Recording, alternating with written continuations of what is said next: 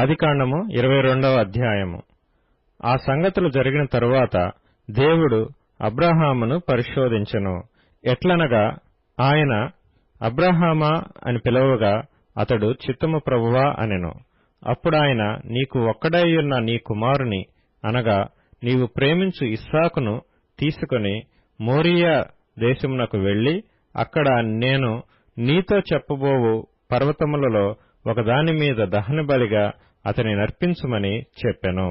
తెల్లవారినప్పుడు అబ్రాహాము లేచి తన గాడిదకు గంత కట్టి తన పనివారిలో ఇద్దరిని తన కుమారుడగు ఇస్సాకును వెంటబెట్టుకొని దహనబలి కొరకు కట్టెలు చీల్చి లేచి దేవుడు తనతో చెప్పిన చోటికి వెళ్ళెను.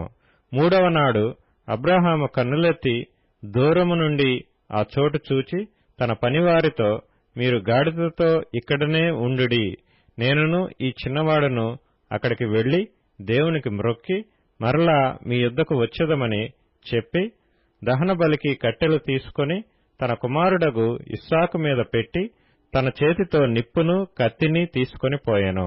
వారిద్దరూ కూడి వెళ్ళుచుండగా ఇస్సాకు తన తండ్రి అయిన అబ్రాహాముతో, నా తండ్రి అని పిలచెను. అందుకతడు, ఏమి నా కుమారుడా అనెను.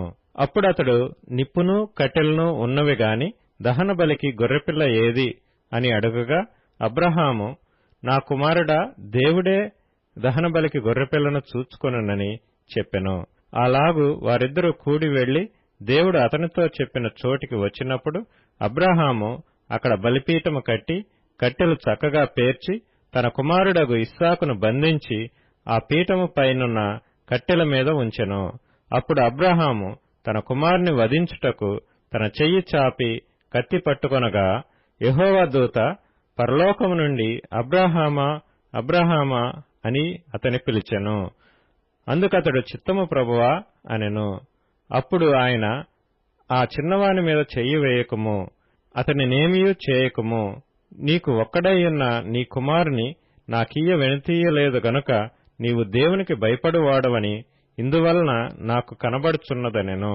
అప్పుడు అబ్రాహాము కన్నులెత్తి చూడగా పొదలో కొమ్ములు తగులుకొనియున్న ఒక పొట్టేలు వెనుక తట్టున కనబడెను. అబ్రాహాము వెళ్లి ఆ పొట్టేలును పట్టుకొని తన కుమారునికి మారుగా పెట్టి దహనబలిగా అర్పించెను.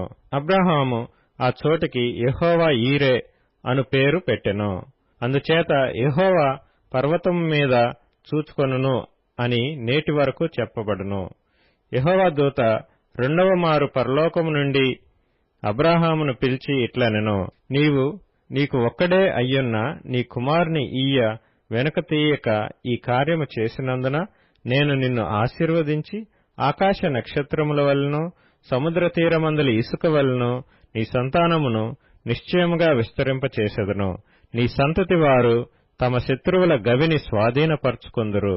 మరియు నీవు నా మాట వినినందున భూలోకములోని జనములన్నీయు నీ సంతానము వలన ఆశీర్వదించబడును. నా తోడని ప్రమాణము చేసియున్నానని యెహోవా సెలవిచ్చెను. తరువాత అబ్రాహాము తన పనివారి యొద్దకు తిరిగి రాగా వారు లేచి అందరును కలిసి బెయేర్షెబాకు వెళ్ళిరి. అబ్రాహాము బెయేర్షెబాలో నివసించెను. ఆ సంగతులు జరిగిన తరువాత అబ్రాహామునకు తెలుపబడినదేమనగా, మిల్కా అను ఆమెయు నీ సహోదరుడగు నాహోరునకు పిల్లలను కనెను. వారెవరెవరనగా అతని జ్యేష్ఠ కుమారుడైన ఊజు, ఇతని తమ్ముడైన బూజు, అరాము తండ్రి అయిన కెమూయేలు, కెసెదు, హజో, పిల్దాషు, ఇద్లాపు, బెతూయేలు. బెతూయేలు రిబ్కాను కనెను. ఆ 8 మందిని మిల్కా అబ్రాహాము సహోదరుడగు నాహోరునకు కనెను. మరియు రయూమా అను అతని ఉపపత్నియు తెబహును, గహమును, తహషును, మయకాను కనెను.